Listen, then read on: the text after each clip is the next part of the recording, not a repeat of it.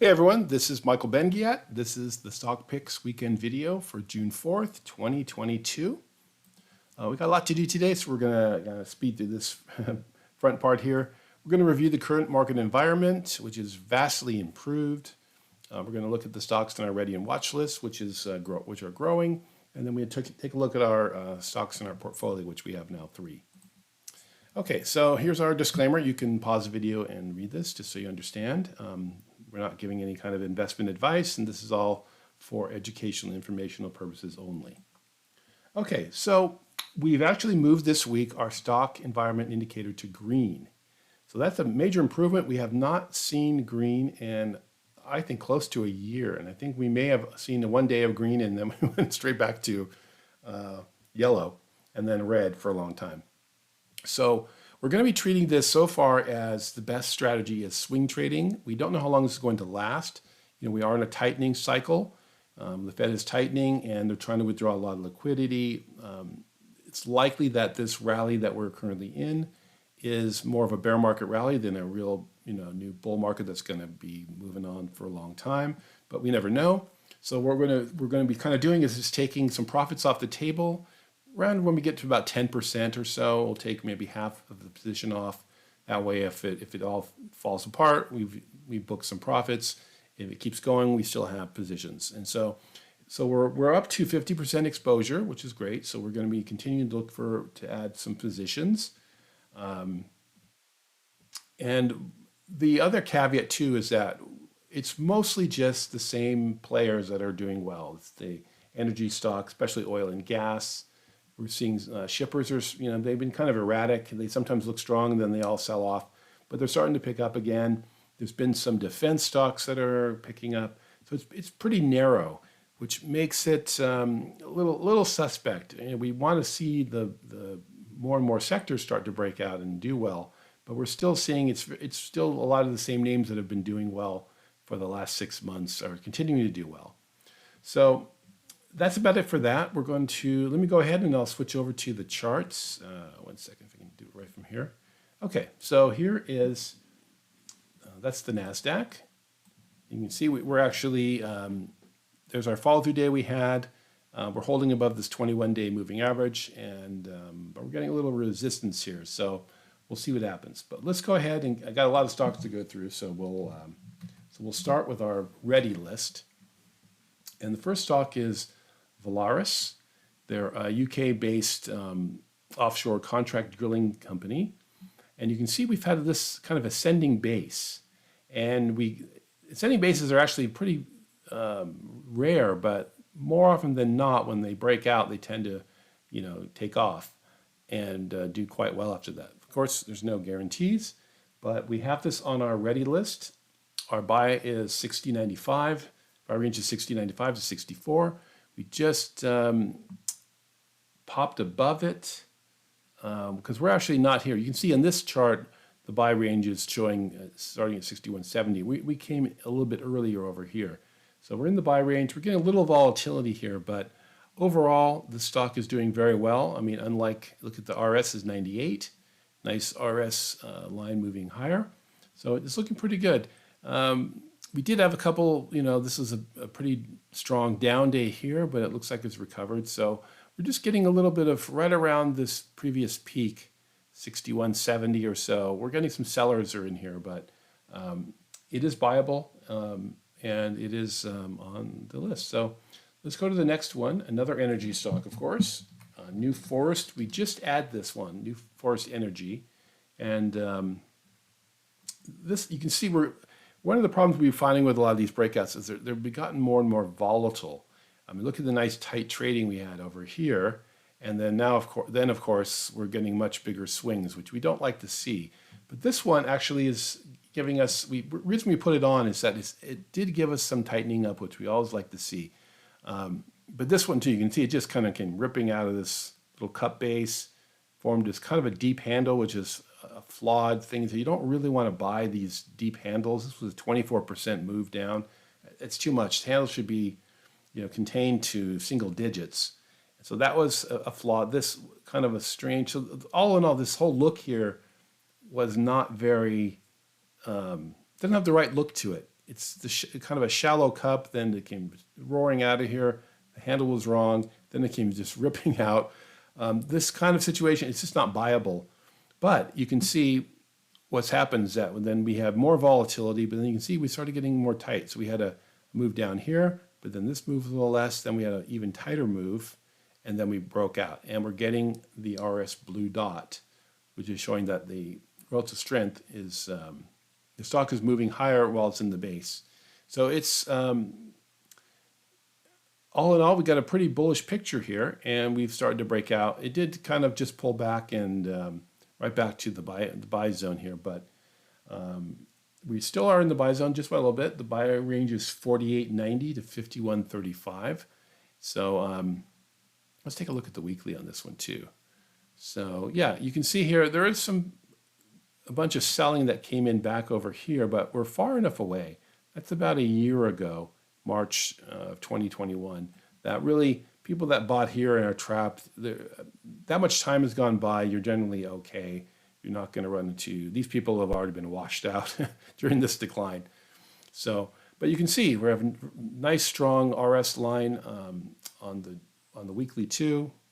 We're a little bit, but we are hitting new highs in the RS. So this is on our list. It's doing pretty good. Next one is Olin. Now this one we actually added to our portfolio. Let's see, sorry, I'm looking at my other screen. I gotta go back to where I was. Okay. So this one, again, too, we're getting a lot of choppy volatility, which is making it difficult. We're trying to always find the best stocks that have the best setups. And because of all the markets overall has been kind of lurching from headline to headline, we're not just getting nice, clean, easy entries. I mean, even here, we had this nice cup, a tight area here, and then it had a nice breakout, but then we had a big decline here. Again, the handle was down 17%, a little bit flawed, but it's come back up into the buy zone, a little bit of choppiness, but we did get in, and we're currently, I think, a little bit up on it. Let me take a look here.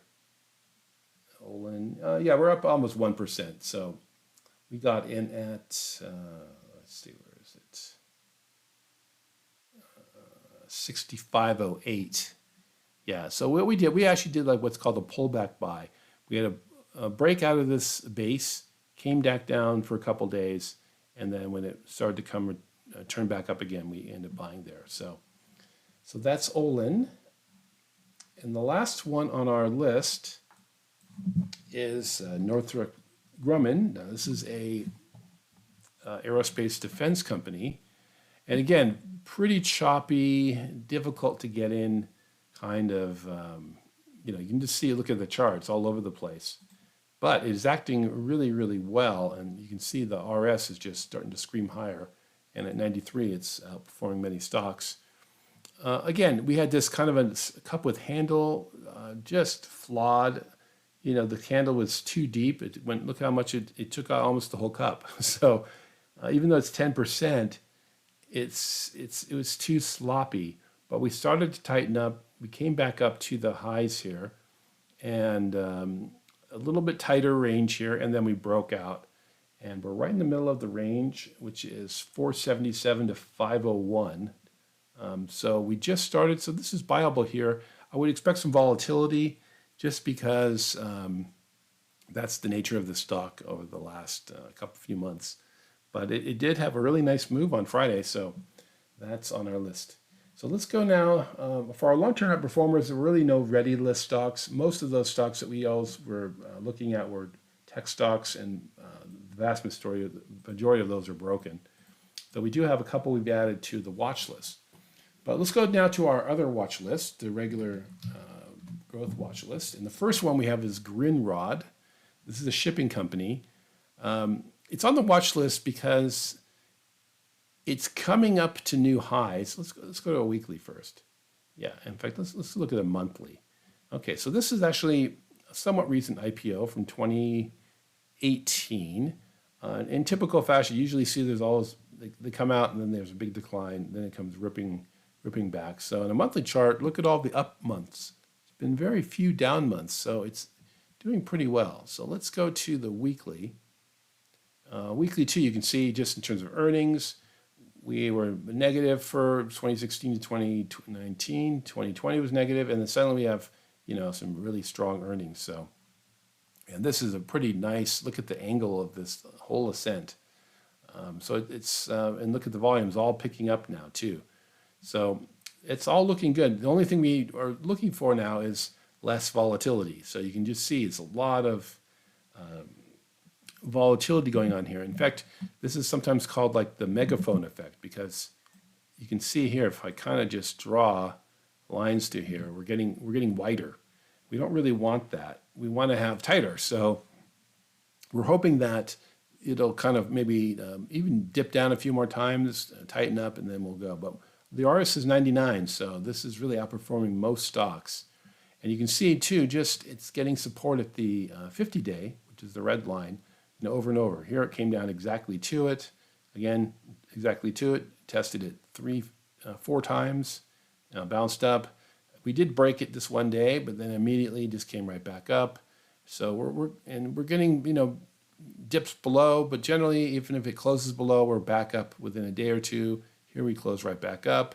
Here we dipped, came back. So it's getting support. At this 50-day overall, bigger institutions or players are all stepping up to buy it here. So, but it's still a little too erratic, and so we're just continuing to watch that one. Okay, the next one is Tech. TECK is the ticker symbol. You can all see it here on these charts too, if I forget to mention it. So this one too is done very well over time. You can just see from the coronavirus bottom, just a nice, pretty nice, just move. So what we're getting a lot of volatility, and we're trying to see this tighten down. So it's gotten back up to this level where sellers have kind of come in. We'd love to see it kind of just hover around here, not have a lot of selling, and maybe we can get in if it breaks out.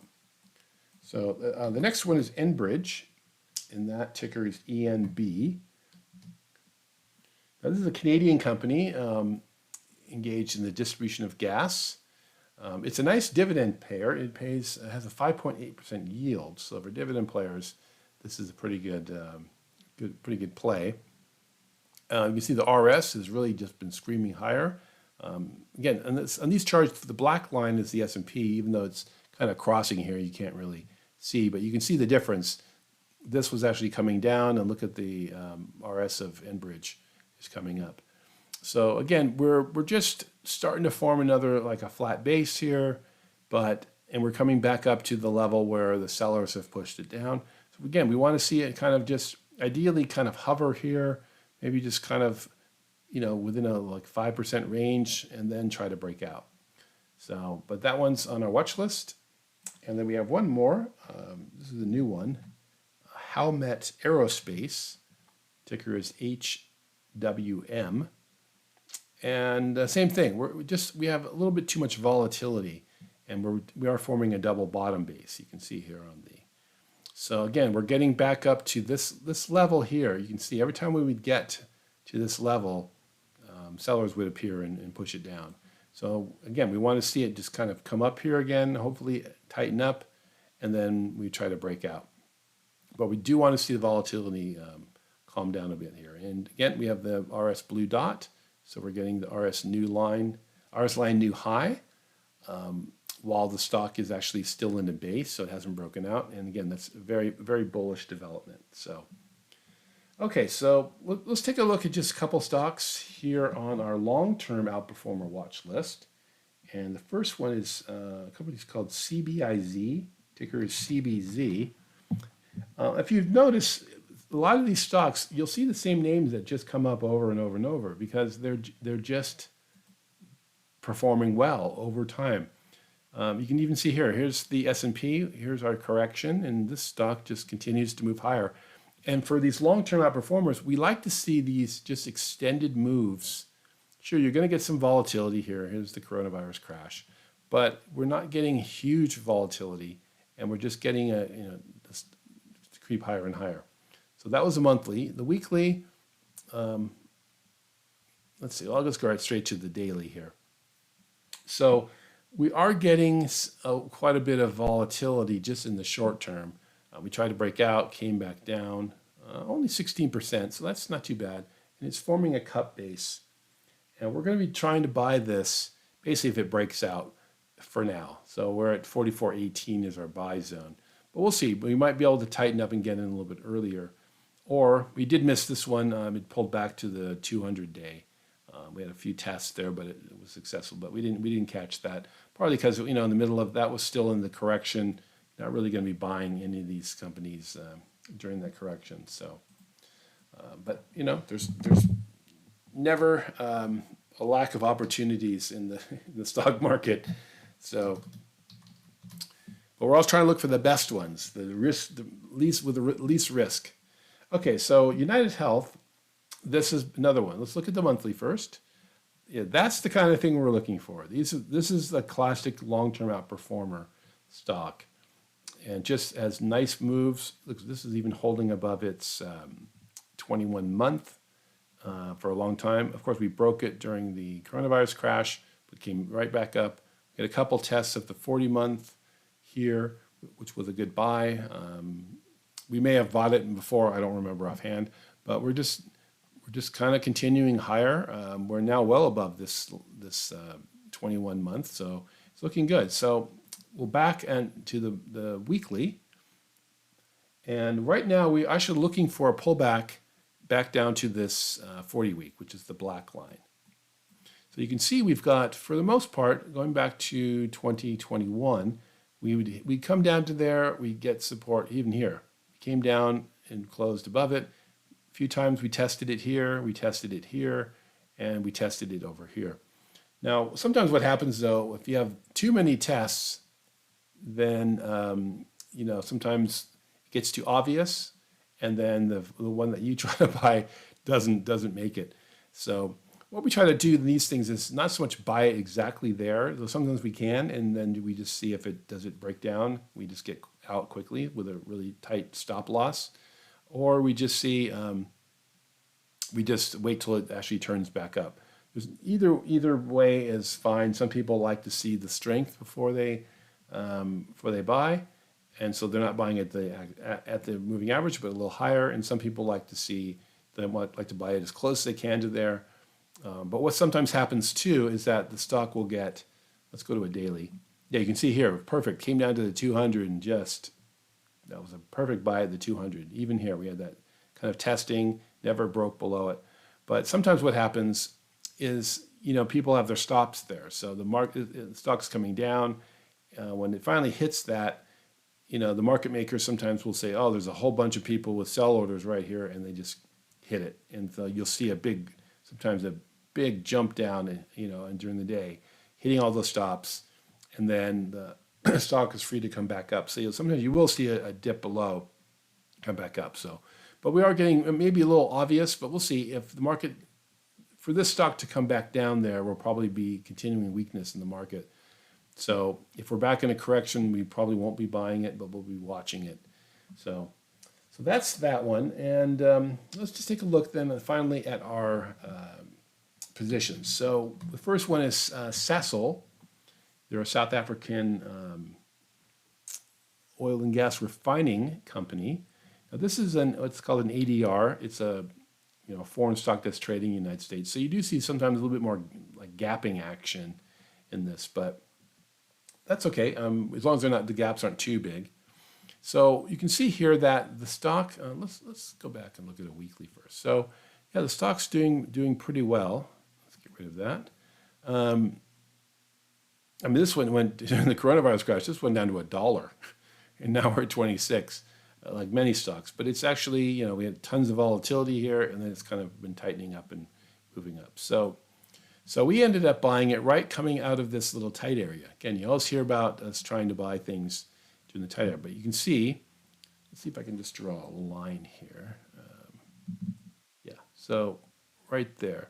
So you can see this was where every time we would get above this area, we would get, sellers would appear. So what happens is that we came up here, but we just came kind of gapped up. Well, that was a sign for the sellers to come in. Also, you can see here, it was being a little bit held down by the market. Here's the S&P kind of just trending downwards. And this is trying to get up. And every time it would kind of get to this level, sellers would push it down. Back again, sellers push it down. It just kept coming back. And sometimes you'll see this in strong stocks. The market's just holding it down like a spring, the overall market. And so when the overall market lifts, that's when you see these take off. So the final bit which led us to the stock is that the market was still kind of trending lower, but this one was now tightening up really close to its level where it was already getting a lot of sellers. That was the key right there. And volume also, you can see there wasn't a lot of selling that was coming in. The volume was just dropping down below average. You can see this is the 50 period volume average in this red line. And we were coming in low volume. And that's what we like to see. You want to see it up as close as the top where the sellers are, but no volume coming in. And then we broke out. So we've got into the stock there. It's looking good. It's not doing anything wrong. Again, it's kind of gappy here and there, but that's the nature of the stock. It did kind of go up, had a bad close right after it broke out, but then it had a nice day. So we're probably going to get what's real common is the stock breaks out, it comes up, it has a few days of a pullback, which is totally normal, which we may be in the middle of that. And ideally, it will just come back after a few days, break out to new highs. So we sort of our first test. And at that point, we'll probably take some profit off the table, which would likely be around 10% or so. If it just keeps coming down and has too many down days or poor closes, closing at the bottom of the day's range, that will be sort of abnormal action. We might have to exit the stock sooner than later or lock in some profits if we feel like it's, maybe oil itself is not doing well. So anyways, but it's doing nothing wrong here. And even though we had a down day on Friday, so we'll stick with that. And then the last one, we looked at Olin already, OLN, and we do have Eagle Bulk Shipping. So we looked at the other one, Grin. We had a similar pattern, but this one has already broken out, and it's been a little volatile. So we got in on this, I don't have the date here, but we're actually up about, where are we? About 8% already on this, so that's pretty good. Well, we had a 5% move on Friday. So we got in, let's see, our purchase price, 70.48. Let's see if I can find 70.48. Yeah, so we got in, I think it was right on this day. Yeah, so same thing. We had this more volatility. It kind of tightened up. I don't have the dates on my thing, but we can see we tightened up and then it finally broke out. And we're in the stock. Nice RS of 98. We sort of had a little bit of high volume sell-off here. We got a little dicey, but we did manage to close on Friday at the top of the range, I'm sorry. And it looks pretty good. So we're up almost 8%. We will probably take a little bit off the table on this just because it's been quite volatile. Now, just final thing too, we won't sell it all unless the market falls apart because we have some really good numbers going on here. You can see here just for its earnings, just 2017 we were in minus. We went to $1.19 in 2018. Then we went a couple years of minus, and then look what happened in 2021, $12 a share. And this year, $17.84 a share. And then next year, a little bit of a dip, but you can see this company is making a ton of money. And look at the earnings and sales, up triple digits for at least these 4 quarters. And then you can see almost close to triple digits on sales. Margins are high. Let's go to the weekly. Yeah, you can see here. So we had just, going back to the coronavirus time, we had negative sales, earnings were down, but they just have come screaming back. So we have very strong fundamentals on the stock. We have an up-down ratio, which above 1 is very good, 1.3. It actually has a 10.5% yield, so you're actually getting a really nice return on your investment just from their dividend, which I think they may have even hiked recently. It actually split A little bit of a split right here, or it might have been because of the dividend. So this company is firing on all cylinders.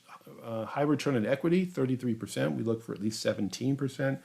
In the composite ratings, we're at 99. You see, for you guys that are into PEs, which we're really not, it's a PE of 5. So yeah, this, and look, the RS line is 98. Let's see if I can see over here. Let's go to the owners. Well, we have increasing fund ownership. We don't have any of this of the top funds, but this is a micro cap. I mean, it's really just 1 billion, and it's only got 13 million shares. So that's why you can get some pretty volatile moves because there's almost no float. And we're getting more. You can see 135 funds. Now we're up to 210. Let's take a look here. A few other things. So the industry rank is 10 out of 197. That's good. So you were in the top 10% of industry groups. So all in all, you even have here the little checklist of things if you get into the fundamentals. And we're at 79% out of 99.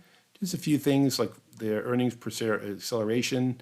We haven't, for 3 years, hasn't been that great, just because you can see we've had some negative years.